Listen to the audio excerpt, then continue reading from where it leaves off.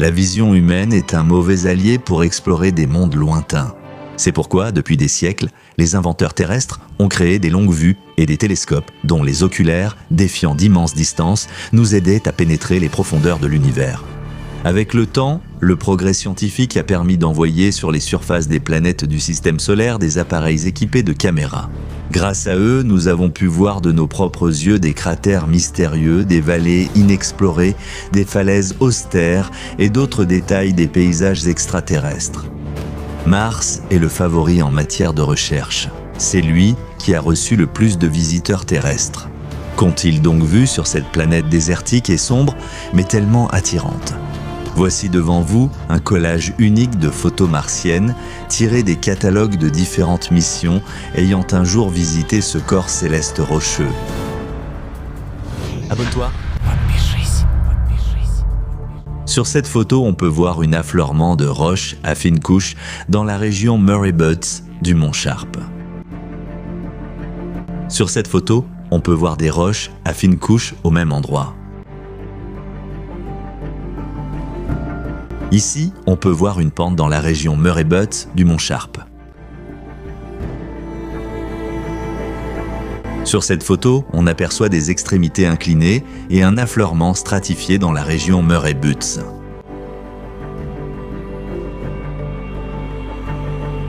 Et voici une carte montrant l'itinéraire parcouru par le rover depuis l'endroit où il a atterri en août 2012 jusqu'à l'emplacement où il se trouvait au début du mois de mars 2016. Saviez-vous que le sable sur Mars est particulier, complètement différent de celui de la Terre ? La preuve en est le grès texturé et en relief sur le mont Sharp. Ce sont des morceaux de sol martien visibles dans les parties inférieures gauche et supérieures de l'image. On peut aussi l'observer au microscope, comme l'a fait autrefois la sonde Phoenix. Voici un gros plan des grains de sable martien. La nuit, la NASA utilisait des lampes électriques pour mieux éclairer les particules du régolithe. Le revêtement du côté soulevant d'une dune de sable sur la MIP. On se croirait presque en Afrique, non ? Le col de Marias, la zone de contact entre deux formations rocheuses martiennes, photographiée le 22 mai 2015.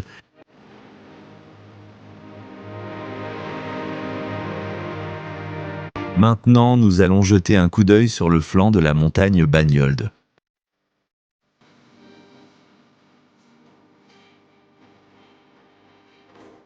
Cette image, prise depuis l'orbite de Mars, montre une dune de sable. C'est la première que le rover visitera. L'animation montre le déplacement des dunes, enregistrées en 2010 et en 2014.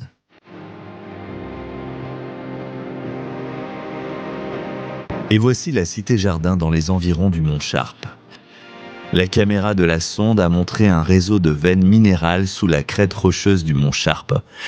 Le 27 mars 2015,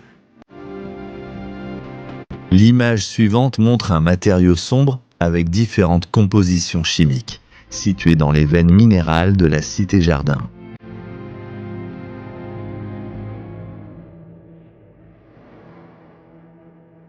Regardez de plus près. Devant vous se trouve un matériau sombre et fin qui remplit les fissures dans le sol. Il s'agit d'un groupe d'images, des histogrammes superposés à l'aide de l'instrument Chemcam.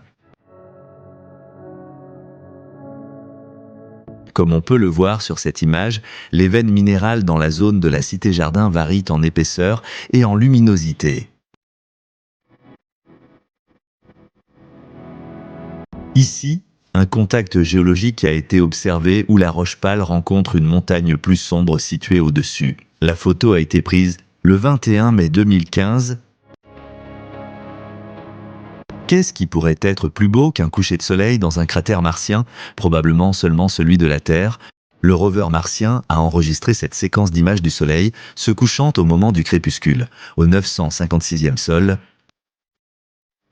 Cette carte montre l'itinéraire qui passe par le mont Sharp.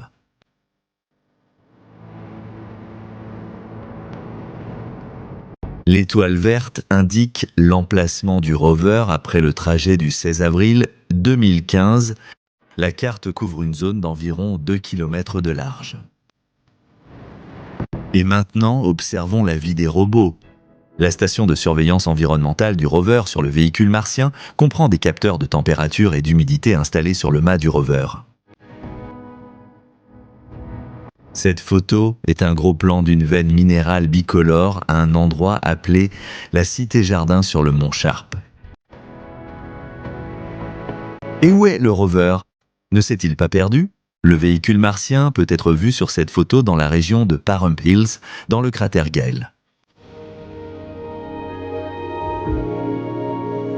Sur cette photo prise le 13 janvier 2015, on voit les résultats du test de la mini-perceuse nécessaire pour évaluer la roche Mojave. Maintenant, le rover sait s'il est possible de forer à pleine profondeur pour collecter des échantillons.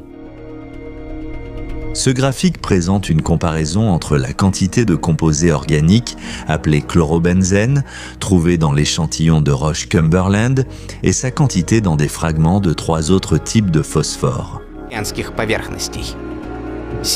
Vous visiterez le fond d'un ancien bassin. Les signes du lit d'un lac martien asséché montrent un schéma typique de dépôts sédimentaires au fond, non loin de l'endroit où l'eau entrait dans le bassin. Cette série d'images reconstitue la géologie de la région autour du mont Sharp où le rover s'est posé. Les images ont été modifiées pour illustrer comment les dépôts peuvent s'accumuler pendant des périodes alternant entre sécheresse et humidité. L'image montre un exemple de roche à fine couche, uniformément stratifiée, que l'on trouve dans l'affleurement de Pahrump Hills à la base du mont Sharp. Ce type de roche peut se former sous la surface d'un lac. Des cristaux en forme de losange sont visibles sur cette image agrandie d'une roche martienne appelée Mojave. Ces caractéristiques enregistrent la concentration de sel dissous, probablement en altitude. Cette image montre un exemple de stratification entrecroisée qui se forme lorsque l'eau traverse une couche meuble de sédiments. Au premier plan, plusieurs couches de grès montrent une inclinaison systématique vers le sud, ce qui indique une accumulation progressive de dépôts deltaïques dans cette direction, mont Sharp. Et maintenant, tournons nos regards vers le ciel. Le rover observe la comète Siding Spring qui passe près de la planète rouge le 19 octobre 2014. Cette image montre des bandes nettes de tons alternés de luminosité à l'intérieur de la formation Murray sur Mars. De telles bandes sont assez courantes, bien que leur origine soit inconnue. L'image montre une mesa dans la région de Murray Butts et la dernière image, un trou dans le sol martien lors de tirs laser répétés du rover martien. Ce film au ralenti de 16 images montre comment des tirs laser répétés entraînent la formation d'un trou dans le sol martien. La zone du sol incluse dans l'image mesure environ 28 mm de diamètre. En regardant toutes les images proposées, une personne qui n'a jamais visité Mars pourra se faire une idée approximative des paysages qui attendent les colons ayant osé s'installer sur la planète rouge. Un paysage pas très accueillant, n'est-ce pas? Et la météo n'est pas réjouissante non plus. Il n'y a qu'une chose qui console. Peut-être que dans des millénaires, nous réussirons à terraformer notre voisin poussiéreux, le transformant en un clone de la Terre.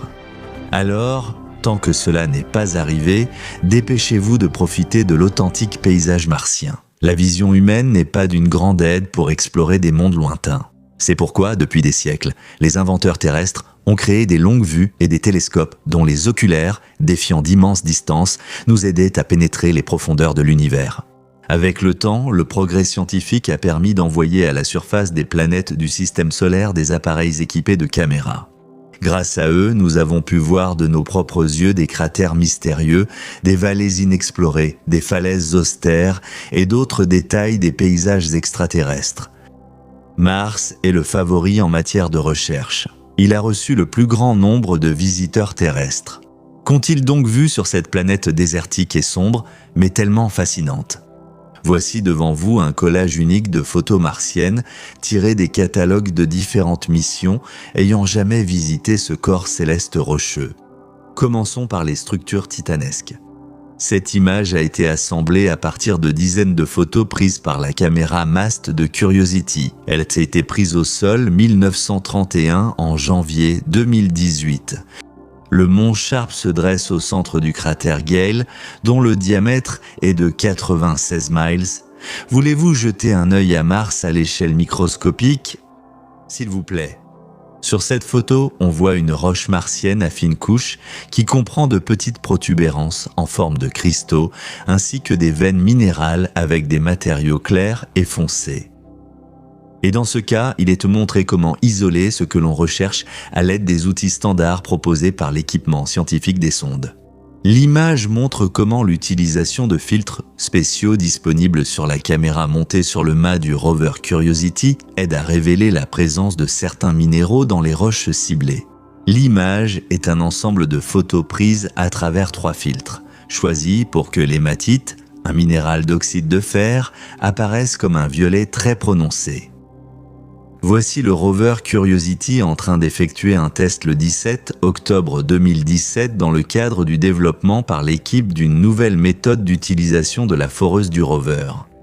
Cette image montre que la foreuse touche le sol pendant l'évaluation des mesures par le capteur sur le bras du robot. Sur cette photo, la crête Vera Rubin prise avec l'instrument de chimie et la caméra du rover, on peut voir des couches sédimentaires, des veines minérales et les effets de l'érosion éolienne.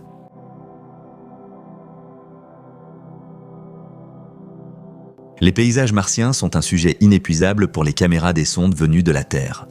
Voici par exemple une vue de la crête Vera Rubin prise d'en bas lors du sol 1734.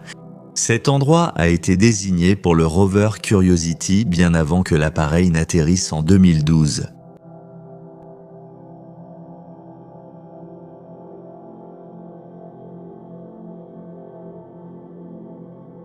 Et voici un autre angle de la crête Vera Rubin sur la montagne martienne Sharp. La structure est située juste au-dessus des roches rougeâtres de la formation Murray.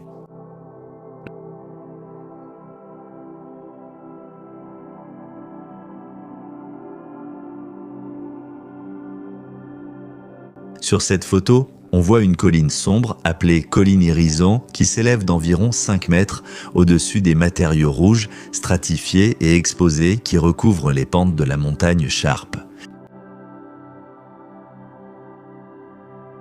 Voici une carte indiquant l'itinéraire parcouru par le rover Curiosity, depuis l'endroit où il a atterri en août 2012 jusqu'à sa position en juillet 2017, sol 1750 ainsi que l'itinéraire prévu vers des couches géologiques supplémentaires du mont Sharp. Vous pensez qu'il n'y a pas de Barkens sur Mars, semblables à ceux de la Terre? Vous vous trompez complètement. Admirez la dune Nathan Bridges sur une montagne martienne.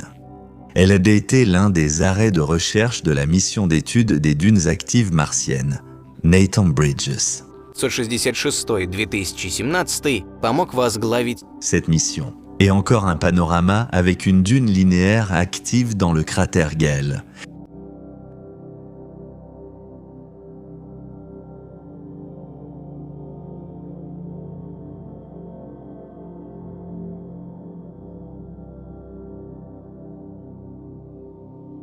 Et voici les textures que le rover Curiosity a étudiées sur la dune martienne. Cette image montre 2 échelles de rides.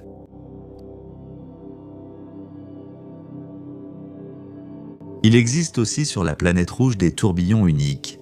Les diables de poussière dansent dans une séquence d'images prise le 12 février 2017.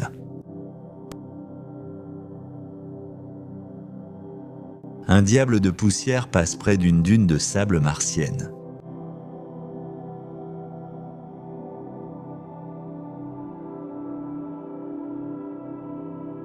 Admirez un diable de poussière martien dans le cratère Gale. 1597. Cette paire d'images montre les effets qui se sont produits en une seule journée martienne. La photo illustre le vent de sable soufflant sous le châssis du rover martien. Et cette photo nous ramène dans le passé ancien de Mars. Ce réseau de petits polygones à la surface d'un rocher martien près du bord droit, s'est probablement formé à la suite de fissures dans la vase en train de sécher il y a plus de 3 milliards d'années. Et encore, une autre photo intéressante. Au premier plan, on peut voir des pierres aux teintes pourpres près de l'emplacement du rover à la fin de 2016 sur le mont Sharp.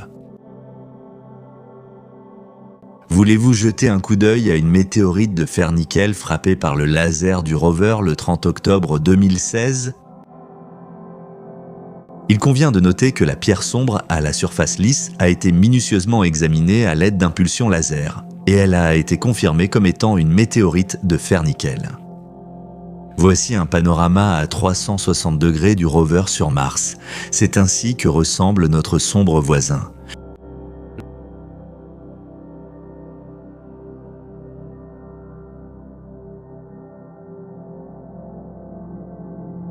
Ce selfie du rover martien montre le véhicule à l'endroit du forage de Kela dans la région de Murray Butts sur le mont Sharp. Et sur cette photo, le moment de vérité est immortalisé. Le graphique montre les endroits où le rover a prélevé ses 18 premiers échantillons de roches et de sol pour analyse en laboratoire. La butte M9A à Murray Butts sur Mars.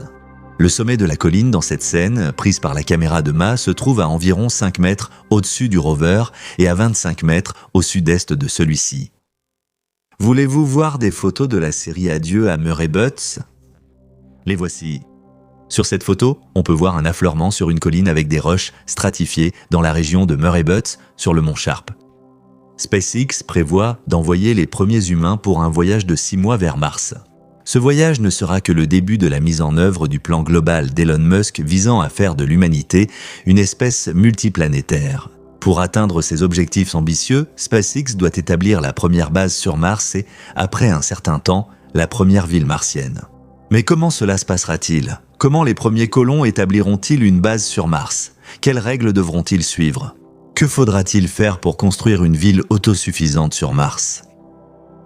Lorsque les premiers volontaires arriveront sur Mars, ils devront trouver un endroit approprié pour fonder la colonie. On sait que la surface de Mars est beaucoup plus radioactive que celle de la Terre. De plus, le régime de température à la surface est également très différent de celui de la Terre. La température moyenne sur Mars atteint environ moins 40 degrés Celsius, tandis que la moyenne sur notre planète est de plus 14 degrés. L'habitat des premiers Martiens sera très probablement construit sous la surface de la planète rouge. Par la suite, si les circonstances sont favorables, des constructions plus complexes pourront être érigées à la surface. On prévoit de les recouvrir d'une fine couche d'eau pour les protéger des radiations. Néanmoins, l'acheminement d'énormes quantités de matériaux et d'eau sur Mars pour construire ce miracle technologique nécessitera des investissements financiers colossaux. Si la première colonie martienne est destinée à devenir de grandes villes, les colons devront utiliser les matériaux trouvés sur Mars. Heureusement, Mars dispose de nombreuses ressources utiles. La surface de la planète contient des métaux comme le fer, le magnésium et l'aluminium, et l'électricité peut être produite grâce à des panneaux solaires. L'oxygène est présent dans l'atmosphère de la planète et la glace sous la surface peut fournir de l'eau. Mais dès que les Martiens commenceront à exploiter ces ressources pour leur propre usage, qui deviendra le véritable propriétaire de ces richesses ? En 1967, les États-Unis, le Royaume-Uni et l'URSS ont signé le traité sur l'espace. Selon ce traité, aucun État ne peut revendiquer la propriété d'un corps céleste ou d'une partie de celui-ci. Et la souveraineté des États ne s'étend qu'aux objets spatiaux qu'ils ont eux-mêmes lancés. Ainsi, les habitants de Mars pourront eux-mêmes gérer leurs ressources et même créer leurs propres lois concernant leur utilisation. Pour l'instant, tout semble très prometteur. Cependant, l'histoire nous enseigne que la création d'une nouvelle colonie comporte toujours des risques. En mai 1604 personnes ont débarqué à Jamestown, la première colonie anglaise sur le territoire des États-Unis actuels. En janvier, il ne restait plus que 38 survivants. La majorité était morte de maladie ou de faim. D'autres ont été tués par des Indiens hostiles. Fonder une colonie sur une autre planète sera une tâche encore plus difficile, peut-être presque insurmontable. Beaucoup de scientifiques estiment que le moment de coloniser d'autres corps célestes n'est pas encore arrivé. L'astronome Vladimir Georgievitch Sourdine estime qu'il serait beaucoup plus facile et efficace de concentrer nos efforts sur la colonisation et l'exploitation du Sahara, de l'Antarctique ou du Groenland. Sur Terre, il existe encore des espaces dont la conquête est bien plus simple. Pensez par exemple à la Sibérie presque inhabitée et au bassin des océans du monde. Pour se prémunir contre les conflits liés aux ressources minérales, les colons doivent établir une économie commune avant même d'arriver sur Mars. Cette économie doit reposer sur le commerce des ressources locales ou sur le soutien d'une nouvelle monnaie martienne. Évidemment, pour que ce modèle économique puisse fonctionner correctement, il faudra un leadership local fort. Les premiers colons, tirant les leçons des erreurs terrestres, peuvent créer un modèle d'organisation plus juste et fonder une société. Elon Musk suppose que la meilleure forme de régime politique pour les colonies martiennes serait la démocratie directe, où chacun pourrait voter pour accepter ou rejeter une décision importante pour toute la colonie. Selon lui, la démocratie représentative, qui existe depuis longtemps dans de nombreux États sur Terre, est sujette à la corruption et ne conviendra pas aux jeunes colonies martiennes. Un autre problème est la menace possible de guerre. Les colons seront confrontés à une grave pénurie de ressources si par hasard, les systèmes d'extraction d'eau et de minéraux ne fonctionnent pas aussi efficacement que prévu. De plus, imaginez l'état d'esprit d'une personne qui se retrouve aussi loin de chez elle. Plus il y aura de colons, plus ils risquent d'être divisés selon des critères linguistiques, nationaux et idéologiques. Sans un contrôle approprié, tous ces facteurs peuvent conduire à un chaos total, à une augmentation des troubles mentaux et, malheureusement, à la guerre. Pour l'instant, il est difficile de qualifier Mars d'accueillant, mais imaginez simplement la première génération d'enfants nés sur Mars. Pour eux, la planète rouge sera leur véritable maison. Les abris souterrains, les tempêtes de sable et les radiations leur seront aussi familiers que le sont pour nous les rues des villes, les océans et les montagnes enneigées. Pour eux, la Terre restera à jamais un monde étranger. Il est difficile de dire aujourd'hui si l'entreprise d'Elon Musk et de tous ceux qui rêvent de conduire l'humanité dans l'espace et de coloniser d'autres mondes sera couronnée de succès. Mais il semble indéniable qu'un si grand rêve pourrait aider à unir l'humanité. Nous n'avons pas encore résolu tous nos problèmes ici sur Terre, mais peut-être qu'en nous unissant pour un objectif aussi grandiose que la colonisation de Mars, nous pourrons oublier nos préjugés terrestres. Mettez un like si vous croyez que des villes humaines s'élèveront un jour sur les terres martiennes. Écrivez dans les commentaires quels autres problèmes pourraient rencontrer les premiers habitants de Mars et, selon vous, ce qui pourrait permettre de les résoudre. Peut-être que des millénaires passeront et que nous réussirons à terraformer notre voisin poussiéreux, le transformant en un clone de la Terre. Alors, tant que cela n'est pas encore arrivé, dépêchez-vous de profiter des paysages martiens authentiques. En fait, non, vous savez, c'est déjà trop d'informations pour aujourd'hui. Je pense qu'on va reporter le récit à la prochaine vidéo et pour qu'elle sorte, accomplissez le rituel magique en 3 étapes. Déplacez le curseur tout-puissant sur l'icône du pouce levé sous cette vidéo, abonnez-vous à la chaîne et cliquez sur la cloche pour activer les notifications des nouvelles sorties. Pour cela, il faut cliquer sur ce bouton et appuyer sur cette cloche. Faites-le et l'univers vous le rendra à coup sûr. Merci pour votre attention et à très bientôt.